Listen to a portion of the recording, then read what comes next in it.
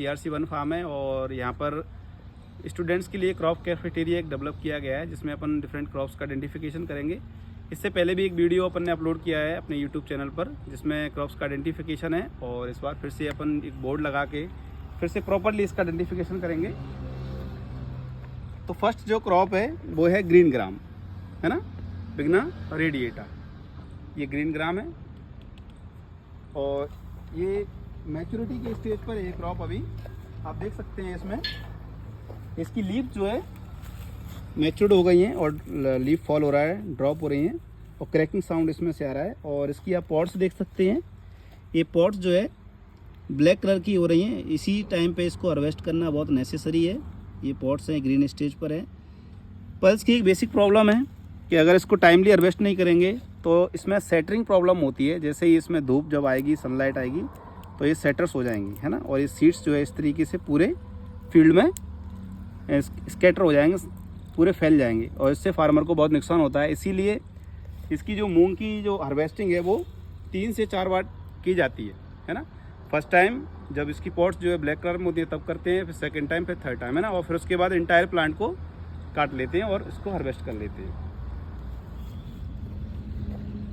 इसके बाद अपनी दूसरी क्रॉप है काउपी। ये भी एक पल्स क्रॉप है और आइए सर, ये इसके प्लांट्स हैं। इसकी कुछ आइडेंटिफिकेशन है कि इसमें जो ये एक बेल जैसी एक संरचना बनती है और इसकी जो फली है बाकी पल्सेस के मुकाबले में इसकी फली जो है लंबी रहती है। तो इसको एज ए वेजिटेबल भी यूज़ कर सकते हैं अपन। ग्रीन स्टेज पर इसकी वेजिटेबल मार्केट में बिकती है और इसको अपन सीड के लिए भी कर सकते हैं। जब ये ड्राई हो जाएगी तो अपन इसको हार्वेस्ट कर सकते हैं, ठीक है। तो ये आपकी सेकंड क्रॉप।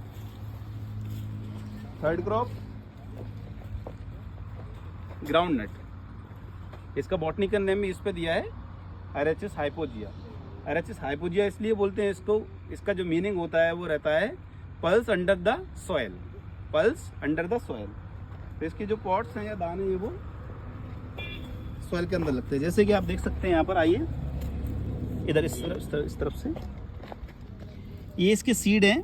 इस पे अर्थिंग अप नहीं किया है अभी, इसके सीड फॉर्मेशन हो रहे हैं, पॉट्स बन रही हैं। इस पे अर्थिंग अप कर देंगे। अर्थिंग अप का मतलब होता है कि प्लांट्स के ऊपर मिट्टी को चढ़ाना, जिससे कि ये जो पैक्स बनते हैं इसके जो ऊपर जड़ों में जो फल बनते हैं वो प्रॉपर पूर्ण रूप से दब जाते हैं। जब ये दब जाएंगे तो इनका विकास जो है अच्छे से होता है, ठीक है। और इसकी जो लीव्स हैं वो आप देख सकते हैं, कंपाउंड लीफ है इसमें। ये कंपाउंड लीफ इसमें कहते हैं, एक साथ 3-4 लीफ इसमें रहती हैं और इसकी ये ब्रांचिंग है। एक ही प्लांट है, इसमें बहुत सारी ब्रांचेस हैं और नंबर ऑफ लीव्स में इसमें ज़्यादा है। इस तरफ मिट्टी चलाए तो अरे पड़ जाते हैं, वो तो आलू में रहता है। ये सेकंड है सोयाबीन, ग्लाइसिन मैक्स इसका बॉटनिकल नेम है। आ जाओ, ये देखिए अभी ये बिल्कुल पॉट फॉर्मेशन की स्टेज पर है। इसमें पूरी की पूरी पॉट्स बन गई हैं और इसमें 3 दाने लगभग हैं इसमें। ये भी एक पल्स क्रॉप है। ये इसकी पहचान अपन इससे करते हैं, ये लीफ है, इसकी ट्राईफोलेट लीफ है ना। 3 लीफ एक साथ रहती है, इसको कहते हैं ट्राईफोलेट लीफ, और ये पल्स की एक बेसिक पहचान भी है। नेक्स्ट, ये है तिल, सेसेमम इंडिकम, इसका बॉटनिकल नेम है सेसेमम इंडिकम।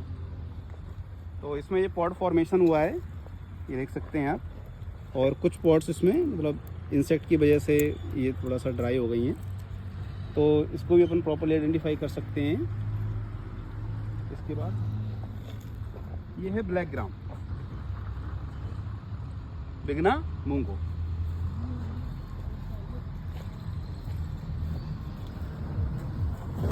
ये भी ट्राईफोलेट लीफ है। ग्रीन ग्राम और ब्लैक ग्राम में जो मॉर्फोलॉजिकल डिफरेंस है वो ये है कि इसकी जो प्लांट्स रहते हैं वो थोड़ा सा डार्क ग्रीन रहते हैं और जो मूंग है उसके लाइट ग्रीन रहते हैं, है ना।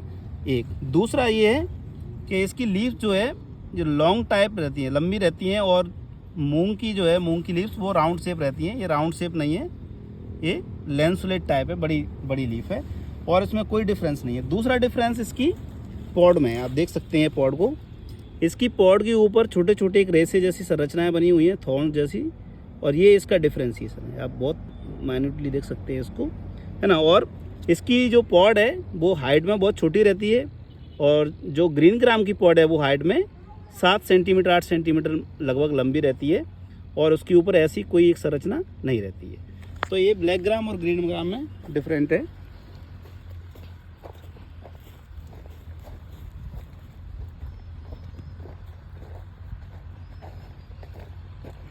नेक्स्ट है कॉटन। Cotton Gossypium species. देखो इसको इसलिए गॉसिपियम स्पीसीज कहते हैं क्योंकि इसमें 2 स्पीसीज हैं, एक अमेरिकन कॉटन और एक देसी कॉटन, ठीक है। गॉसिपियम हिर्सुटम और एक गॉसिपियम बारबेडस, ऐसा कुछ एक बॉटनी करना है हमें, 2 बॉटनी करने हैं हमें। तो ये कॉटन क्रॉप है, इसमें जस्ट अभी एरिगेट किया है इसको, और इसकी लीव्स आप देख सकते हैं। इसकी लीव्स के बेसिस पे इसको मॉर्फोलॉजिकली इसको आइडेंटिफाई कर सकते हैं। ये क्रॉप है, बहुत ही अच्छी हेल्दी क्रॉप लगी हुई है। ग्वालियर रीजन में कॉटन जो है कहीं भी कॉमर्शियल बेसिस पे नहीं होता है, ये स्टूडेंट्स के आइडेंटिफिकेशन के लिए। इसको वाइट गोल्ड भी कहते हैं, है ना। इसका जो फाइबर है, ये फाइबर क्रॉप एक्चुअली में, ये जो फाइबर है इसका बहुत अच्छी क्वालिटी का रहता है, इसी से सब जो क्लॉथ्स बनते हैं। नेक्स्ट ये है सनहेम, क्रोटोलेरिया जेंसिया। सनहेम का जो मेजर यूज़ है, ये भी एक फाइबर क्रॉप है। इसके जो स्टेम रहता है आप देख सकते हैं, इसके स्टेम पे फाइबर निकलता है ना। अब तो क्रोटोलेरिया जेंसिया सनहेम, तो इसका जो है ग्रीन मैन्योर के लिए इसका यूज़ करते हैं, है ना। ग्रीन मैन्योर क्या होता है, क्रॉप्स को फ्लोरिंग स्टेज से पहले खेत में उगाकर और मिट्टी में प्लाव कर देते हैं, है ना। उसको मिक्स कर देते हैं सॉइल में, जिससे वो डिकम्पोज होने के बाद उसमें न्यूट्रिशन को ऐड करती है, और जो बायोमास है, अपन उसको बोले ऑर्गेनिक मैटर है, उसको ऐड करती है ना। तो सनहेम का जो बेसिक यूज़ है वो है ग्रीन ग्राम के लिए, ग्रीन मैन्योरिंग के लिए, और दूसरा है इसकी फाइबर के लिए, ठीक है। नेक्स्ट क्रॉप है राइस बीन। इसका बोर्ड नहीं लगा है, लेकिन इस क्रॉप को जो है राइस बीन कहते हैं, और ये भी एक पल्स क्रॉप है राइस बीन। और जो अपन ने काउपी देखी थी उसी की तरह दिखने में है, लेकिन इसके सीड थोड़ा डिफरेंट रहते हैं। राइस बीन है ये, ठीक है। Thank you. तो ये आइडेंटिफिकेशन था डिफरेंट क्रॉप्स का। Thank you.